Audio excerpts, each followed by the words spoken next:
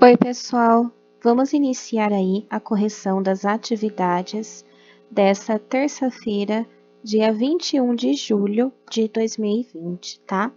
Iniciando aí com as atividades de português, nós temos aí uma atividade sobre o uso do R e do RR no livro didático, páginas 42 até 44.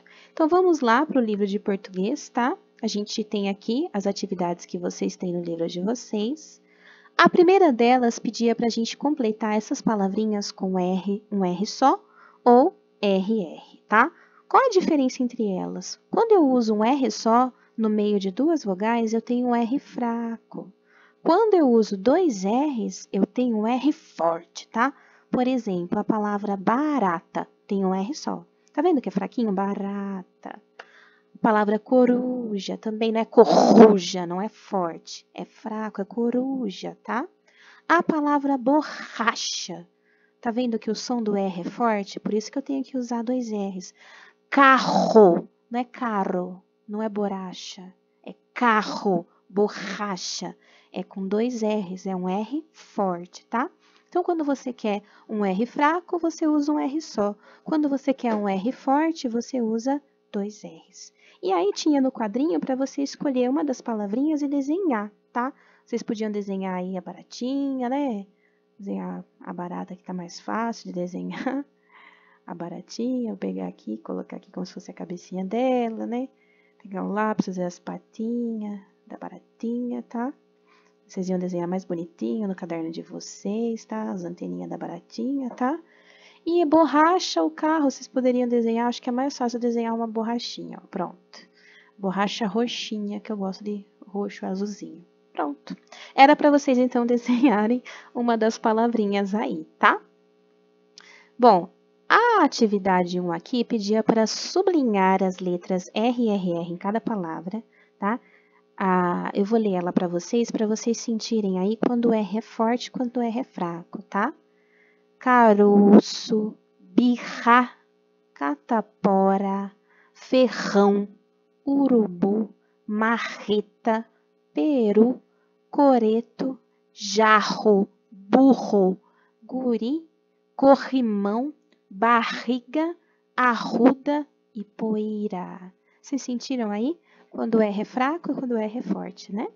Em que lugar dessas palavras a letra R aparece? Em todas elas aparece no meio, tá? Leia em voz alta as palavras com R. O som do R é forte ou fraco?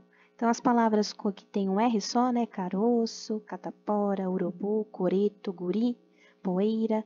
O R é fraco. Que letras vêm imediatamente antes e depois do R fraco? Tá? As vogais, A, E, I, O, U. Então, esse R fraco, ele está entre duas vogais, né? Caroço, está entre A e entre O. Catapora, está entre O e A. Então, ele fica entre as vogais. Complete. O R no meio de palavra e entre vogais tem som fraco. Leia em voz alta as palavras com RR, tá? Marreta, jarro, corrimão, tá?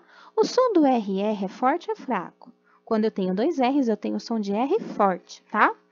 As letras que vêm imediatamente antes e depois do RR. As vogais também, A, E, I, O, U, tá? Complete. O RR tem som forte e é usado sempre no meio de palavra e entre vogais, tá? Então, era assim que eu completava essa frase. Página 43, atividade 2. Forme novas palavras trocando R por RR. Aranha, com dois R's, fica arranha. Viu como troca o sentido da palavra? Aranha é o bichinho. Arranha é o gesto de arranhar, né? O gatinho arranha, tá? Era, já foi, né? E erra, de errar. Careta, fica carreta. Tora, fica torra. Carinho, fica carrinho. E encerado, fica encerrado, tá? Então, a palavra, ela muda totalmente o significado se você trocar aí R por RR. Agora, faça o contrário. Troque RR por R. Corro, fica couro. Carro, fica caro. Barrão, fica barão. Serra, fica cera. Muro, murro, fica muro. E carreira, fica careira, tá? Então, muda totalmente a palavra, tá bom? Leia todas as palavras: torrada, remo, amora, coruja, rua e risada. Pinte de vermelho o som forte do R e de verde o som fraco. Então, vamos lá. Vamos pintar de vermelho o som forte. Torrada. Torrada, a gente tem o som forte, então vou pintar de vermelho. Remo. Remo, som forte também, né? Remo. Por mais que seja um R só, ele está no começo da palavra. Quando o R é a primeira letra, a gente não lê assim, remo. Não, é remo. R forte quando é no começo da palavra, tá bom? Amora. Amora já é um som fraco, então eu vou pintar de verde, tá? O R fraco. Coruja também é R fraco. Rua, R forte, vermelho. Risada, risada, R forte, vermelho, tá? Então, ficava assim a corzinha dos quadradinhos, tá? Marque X nas afirmações corretas. A letra R entre duas vogais tem som fraco? Verdade, pode fazer xizinho. As letras RR têm som forte e aparecem entre duas vogais? Também é verdadeiro, faz xizinho. A letra R no início da palavra tem som fraco? Não, ela não tem som fraco. Ó, remo, não é remo, é risada, não, risada, tá? A letra R no início da palavra tem som forte? Verdadeiro, pode fazer o xizinho. Agora aqui na 5. Encontre no diagrama 9 palavras com R e RR. Enredo, tá? Vocês vão aqui circular. A gente pode até... Vocês gostam de pintar, né? Vamos pintar, então. Ó, enredo, relógio, rádio, terra. Nossa, meu rádio ficou estranho aqui. Vou pintar de novo aqui para não passar, né? Porque não é para pegar o Y, não. Terra, enrosco, honra, garrafa, relâmpago e serrote. Muito bem. Escreva nas colunas as palavras que você encontrou. Então, tinha que passar aqui as palavras que a gente achava no caça-palavras, tá? Com R, R, R. E colocar aqui, ó, R no início, relâmpago, relógio e rádio. R no meio, enredo, honra e enrosco. E RR, terra, serrote e garrafa. Agora responda as perguntas. O som da letra R dessas palavras é forte ou fraco? Em todas o som é forte, tá? Até com R só no meio, por quê? A gente tem uma consoante antes e não uma vogal. Que letra vem imediatamente antes do R no meio da palavra, vogal ou consoante? Então, aqui o R no meio, a gente tem a letra N antes. Então, é uma consoante, não é uma vogal. Se fosse uma vogal, o R seria fraco. Mas como é uma consoante, o R fica forte. Então, é uma consoante. E aqui, para a gente não confundir C com G, tá? Tinha um quadrinho com umas palavrinhas para você colocar a letra C ou letra G. Agulha, não é aculha, é agulha com G. Jacaré com C. Canudo com C. Colar com C. Goleiro com G. Morango com G. Goiaba com G. Cubo com C. Banco com C. Galocha com G. Pacote com C. E garfo com G, tá? Então, essas foram as atividades de português. Vamos, então, para as atividades do interdisciplinar, página 30 e 31. Aqui no livro de interdisciplinar, na página 30, começa a falar um pouco sobre o ar, né? A gente já falou sobre as águas do planeta Terra, a gente já falou sobre as rochas, né? Agora a gente vai falar sobre o ar. O ar envolve o planeta Terra. O planeta Terra é envolto por uma camada de gases chamada atmosfera. Ela desempenha um papel muito importante para a vida do planeta. Filtra parte dos raios solares e contribui para manter a temperatura da Terra. Sem a atmosfera, o planeta seria muito quente durante o dia e muito frio à noite. Na atmosfera, próxima à superfície do planeta, existe uma concentração maior de ar. À medida que a altitude aumenta, a concentração do ar diminui, ou seja, ele se torna rarefeito. Fora da atmosfera está o espaço, onde não existia o ar. Então, aqui a gente tem as camadas aí de ar, ó. A ausência de oxigênio, tá? Aqui tem pouco oxigênio e aqui tem oxigênio suficiente para a vida humana, tá bom? Então, quanto mais alto, menos oxigênio, tá bom? A quantidade de gás oxigênio disponível na atmosfera varia de acordo com a altitude. Quanto mais longe da superfície da Terra, menor é a quantidade do ar. Qual a importância da atmosfera para a vida na Terra? Então, a gente viu aqui no texto, ó.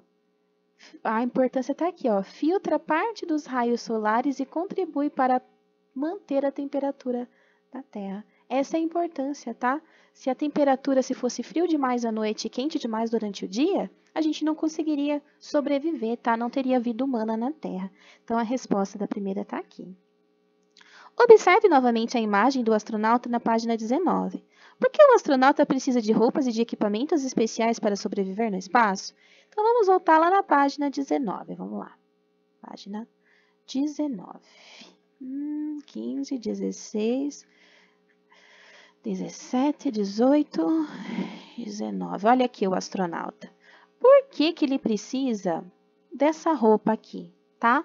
Primeiramente, porque no espaço a temperatura é bem baixa, tá? Ele congelaria. Então, ele precisa proteger aí o corpo dele das temperaturas do espaço aí do universo, tá?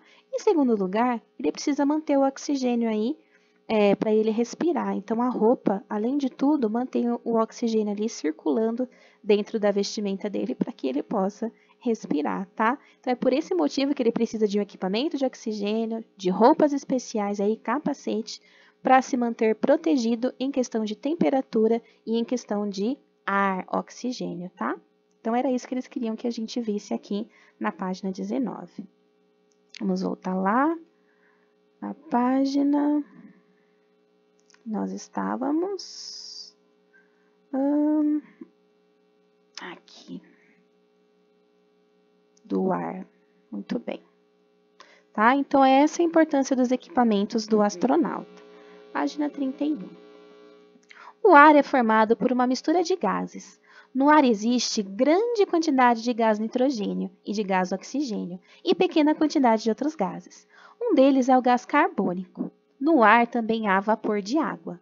O gás oxigênio é essencial para a respiração da maioria dos seres vivos. Já o gás carbônico é fundamental para as plantas produzirem seu alimento. Então, aqui a gente tem a quantidade relativa dos gases na presença do ar. Tem tudo isso de nitrogênio, o azulzinho é o oxigênio e só um quadradinho de outros gases. Então, a maior parte é nitrogênio, tá? Leia as afirmações a seguir e julgue se são verdadeiras ou falsas. Em seguida, reescreva as falsas corrigindo-as. Então, vamos lá. Uma das substâncias presentes no ar é a água em estado gasoso, verdadeiro, tá? O gás mais abundante no ar é o oxigênio, é falso. Como a gente pode ver aqui, ó, o gás que tem maior quantidade no ar é o nitrogênio, tá? Então, vou reescrever a frase, ó. O gás mais abundante no ar é o nitrogênio, tá? Vou pôr aqui, continuar aqui embaixo. Nitrogênio, tá? É o nitrogênio que tem mais. Segundo aqui, esse desenho aqui, ó. Tem mais quadradinhos laranjas, não é? Então, é ele que tem mais quantidade. O gás carbônico é essencial para a respiração da maioria dos seres vivos, tá? É falso, não é o gás carbônico, é o oxigênio, tá? Então, vamos reescrever a frase. Deixa eu pôr mais para cima. O gás carbônico é essencial para a respiração. Gás carbônico não, né? Vamos trocar aqui pela palavra certa, que é oxigênio. O oxigênio é essencial para a respiração da maioria dos seres vivos. Então, era isso que eles queriam que a gente fizesse, né? Que a gente colocasse verdadeiro ou falso e reescrevesse as frases.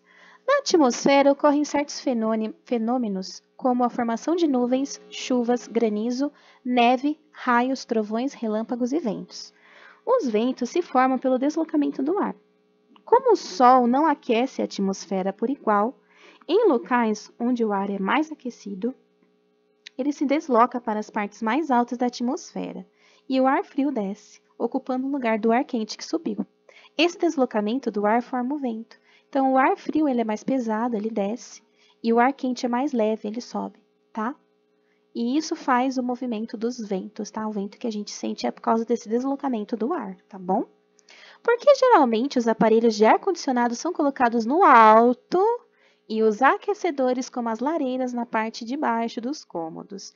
A explicação, gente, é que se o ar frio ele é mais pesado e ele desce, se eu colocar o ar-condicionado no chão, o ar gelado vai subir? Não, vai gelar só o pé da gente, né? O resto do corpo vai ficar quente, porque o ar frio ele não vai subir, tá?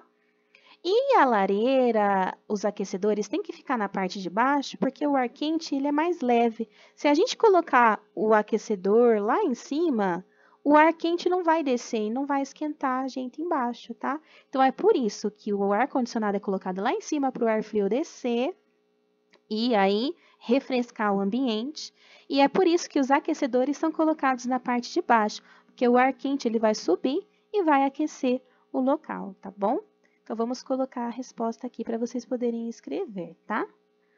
Porque o ar frio é mais pesado e desce. E o ar quente é mais leve e sobe, tá?